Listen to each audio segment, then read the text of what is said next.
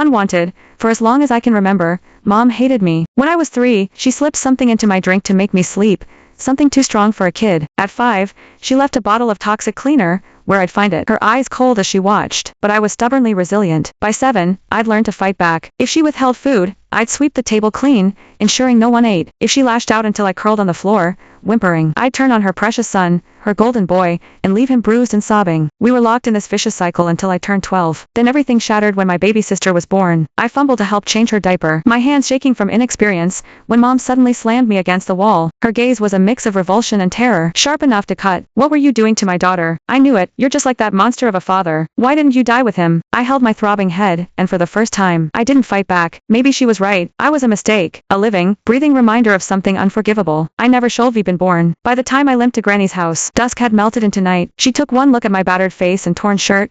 No surprise, just the quiet weariness of someone who'd seen this too many times. She fetched her first aid kit, cleaned my cuts with gentle efficiency, then fixed me a plate of carbonara. Simple but warm. Usually, I'd shovel it down, growling about how I get even tomorrow. But tonight, I stared at the pasta, my voice small. Granny, I'm not Dad's kid, am I? She didn't answer, but the flicker of horror and denial in her eyes said it all. She stood abruptly, scrubbing the table where the first aid kit had sat, as if my blood had contaminated the wood. That's when I understood. My very existence repulsed them. I was the son of a rapist. No wonder Mom loathed me. A sickening churn rose in my throat. I bolted outside, leaning against the rickety fence to heave until there was nothing left. The night air stung my scrapes, cold and unforgiving. Once, every bruise Mom left felt like a debt I'd collect someday. I'd vowed to make her hurt as much as I did. But now, I couldn't even bear to look her in the eye. I didn't stay at Granny's. She didn't try to stop me. I wandered the streets, aimless, until I passed a diner. Through the window, a family celebrated a birthday, laughter spilling out. The mother in the middle glowed, smiling so brightly I stepped back instinctively. Last year, Mom had smiled like that, until she saw me walk in. Her joy vanished, replaced by pure disgust,